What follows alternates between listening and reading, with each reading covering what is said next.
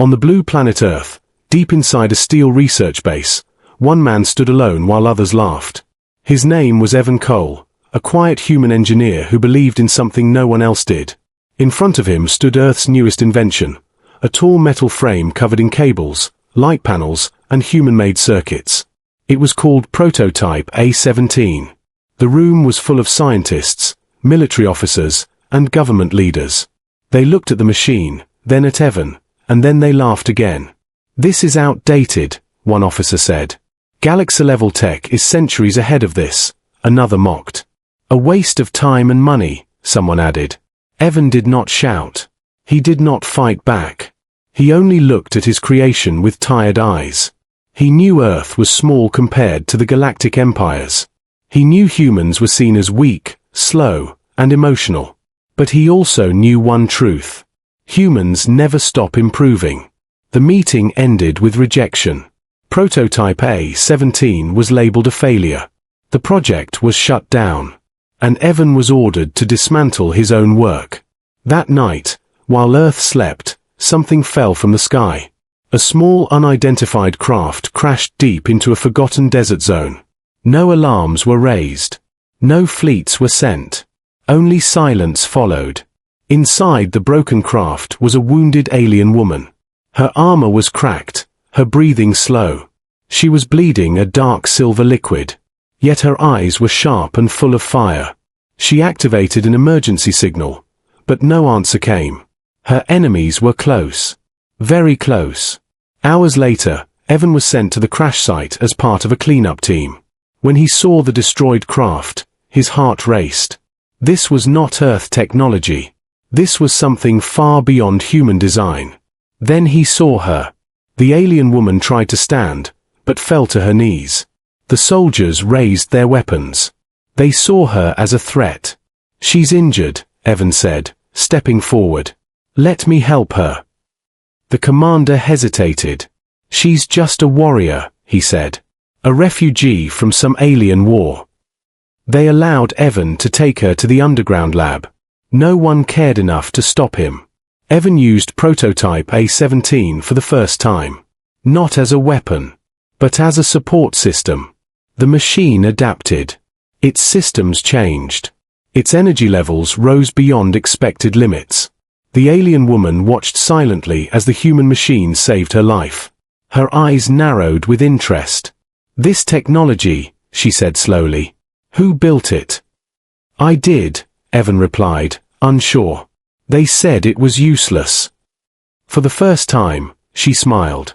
A calm, dangerous smile. "They are wrong," she said. Far away, beyond human space, massive fleets moved in the dark.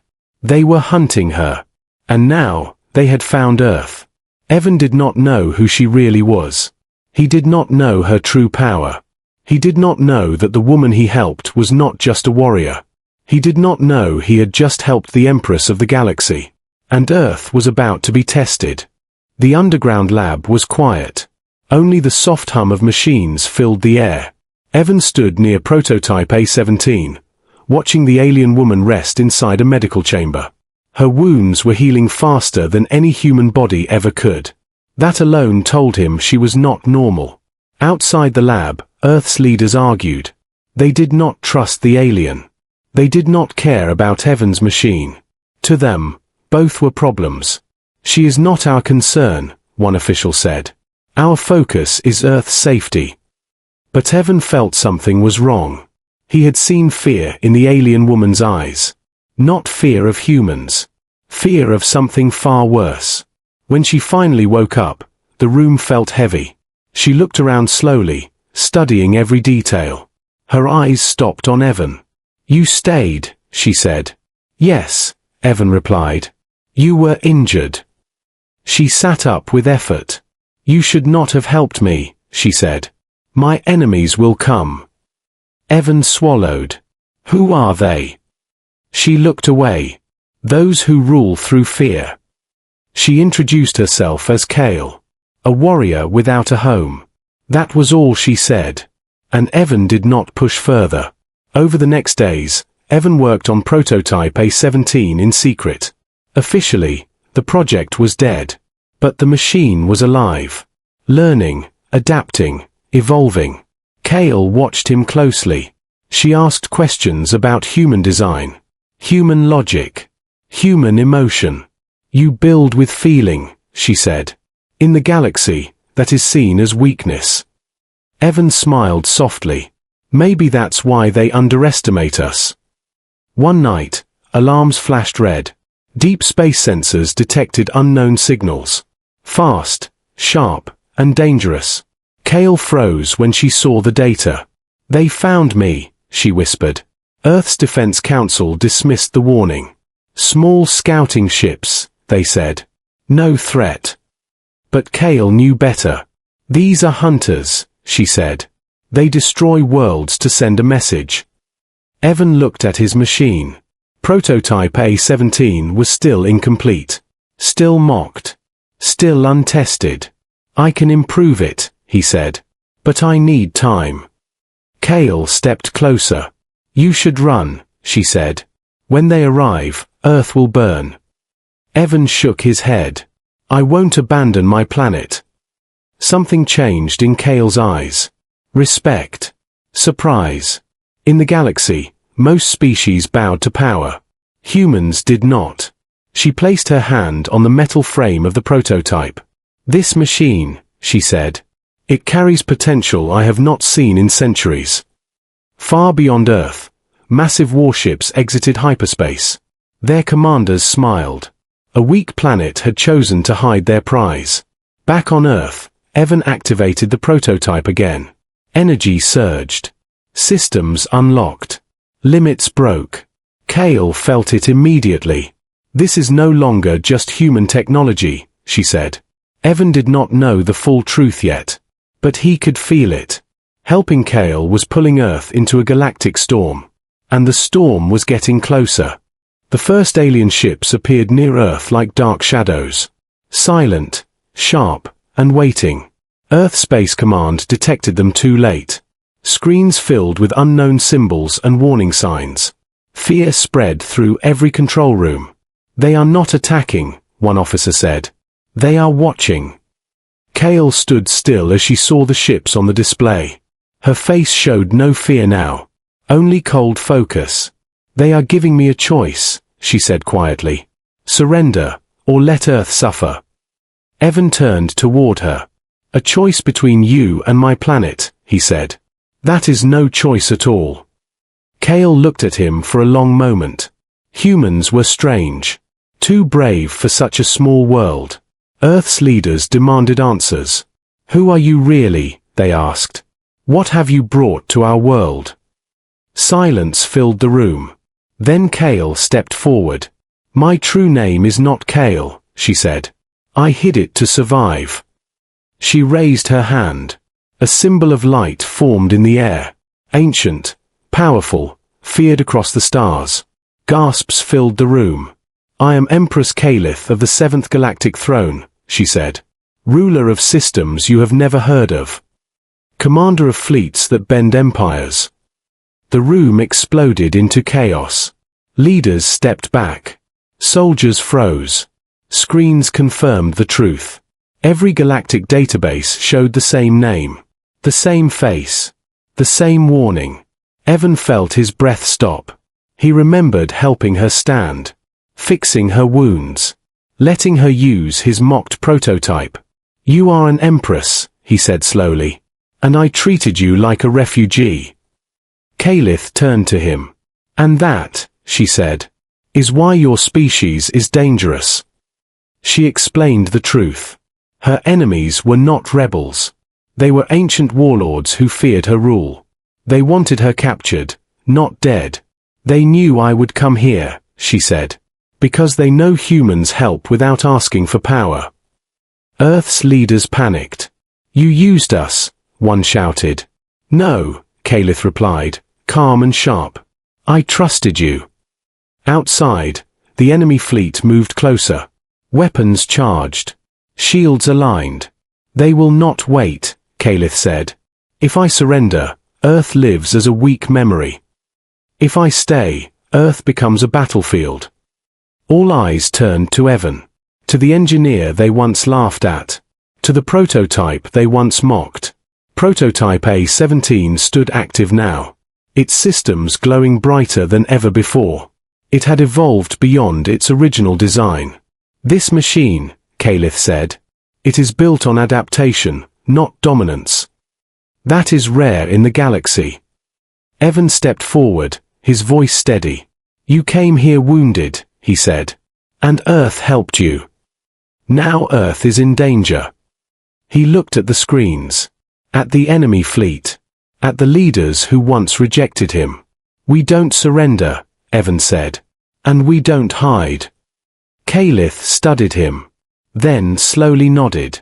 "Then history will change tonight," she said. Far above Earth, the enemy commanders laughed. They saw only a weak planet. A divided species. And a broken empress. They did not see what humans were becoming. And they did not know. The war for the galaxy was about to begin. Earth's orbit lit up with warning lights. Enemy ships moved closer, forming a perfect battle line. They were confident. They had destroyed stronger worlds than Earth. Inside the command center, fear mixed with doubt. Earth's leaders looked at the screens, then at Evan. The same engineer they once ignored. "What can one prototype do against a fleet?" someone whispered. Evan did not answer. He walked toward prototype A-17. His hands moved fast, but his mind was calm. He connected systems no one had approved. Human code mixed with alien energy patterns Calith shared. The machine responded instantly. Power surged. Limits vanished. The prototype changed shape. Calith watched closely. "In my empire," she said, "such freedom in design is forbidden." Evan smiled slightly. "On Earth," he replied, "rules are just starting points." The enemy fleet sent a final message. "Surrender the Empress. Or be erased." Earth stayed silent. Then Evan activated the prototype fully. A-17 stepped forward. Not as a machine, but as a symbol. Human defense systems linked to it automatically. Old satellites, outdated weapons, forgotten stations. All connected. All improved. Enemy commanders reacted too late. The first shot came from Earth. A focused energy strike powered by the prototype. It cut through an enemy ship's shield like thin glass. Shock spread across the enemy fleet. "That technology is impossible," one commander shouted. Calith raised her hand.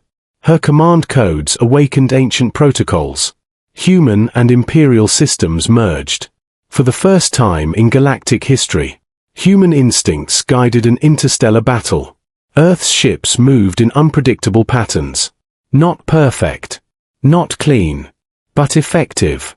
Enemy weapons missed. Their logic failed to predict human chaos. "They fight without fear," an enemy officer said. "They adapt too fast." On Earth, people watched the sky. They saw explosions. They saw hope. Prototype A-17 stood at the center of it all. Its core burned with human will. Each hit made it stronger, not weaker. Calith felt something she had not felt in centuries. Relief. And pride. "Your species," she said to Evan, "turns weakness into strength." Enemy ships began to fall back. Confusion replaced confidence. This world was not supposed to resist, their leader growled. Evan's voice echoed through the command channel. "This is Earth," he said. "We learn. We adapt. We survive." One final enemy vessel charged its main weapon. A blast strong enough to crack planets. Alarms screamed. Energy levels spiked. Evan rerouted everything into the prototype, risking total failure. Calith placed her hand on the control panel. "Together," she said. The blast hit. Light filled space. When it faded, the enemy weapon was gone. And Earth still stood. Silence followed. Then cheers. Then disbelief. The enemy fleet began to retreat. Not defeated completely, but broken. They had learned a lesson. Humans were no longer weak. Kalith looked at the stars. "This war is not over," she said. "But the galaxy is watching now." And for the first time, Earth was not laughingstock. It was a warning. The battlefield around Earth slowly went quiet. Broken enemy ships drifted away into deep space. Stars shone again without fire or fear. Inside the command center, no one spoke for a long moment. They were still trying to understand what had just happened. Earth had survived. Not by copying the galaxy, but by being human. Evan stepped back from prototype A-17. His hands were shaking now that the danger had passed. The machine stood silent, its work done. Earth's leaders looked at him differently. No laughter remained. No doubt. "You saved this planet," one of them said quietly. Evan shook his head. "We saved it," he replied. "All of us." Kalith moved to the center of the room. No longer hiding. No longer wounded. She stood tall. Not as a refugee. Not as a warrior. But as an empress. Across the galaxy, communication channels opened. Worlds that had been watching in silence now listened closely. Kalith spoke, and her voice carried through the stars. "Today," she said, "the galaxy witnessed something it chose to ignore. Humans," she continued, "were mocked for their weakness. They were underestimated. But when tested, they stood." She turned slightly toward Evan. "And they did not stand alone." Galactic leaders reacted with shock. Some with fear. Some with respect. The message was clear. Earth was no longer a forgotten world. Kalith made her decision public. "From this moment," she declared, "Earth is under my protection. Not as a subject, but as an equal." Gasps echoed across alien halls of power. An empress had never spoken such words before. Evan felt the weight of it. Everything had changed because he refused to give up. Days later, reconstruction began. Earth upgraded its defenses. Not to conquer, but to prepare. Prototype A-17 became a symbol of human creativity, of human courage. Children learned its story, about the machine that was laughed at, and the engineer who believed anyway. Before Kalith left Earth, she met Evan one last time. "The galaxy fears strength," she said, "but it fears potential even more." Evan nodded. "We're just getting started," he said. Kalith smiled. A real smile this time. "One day," she said, "humans will lead not by force, but by choice."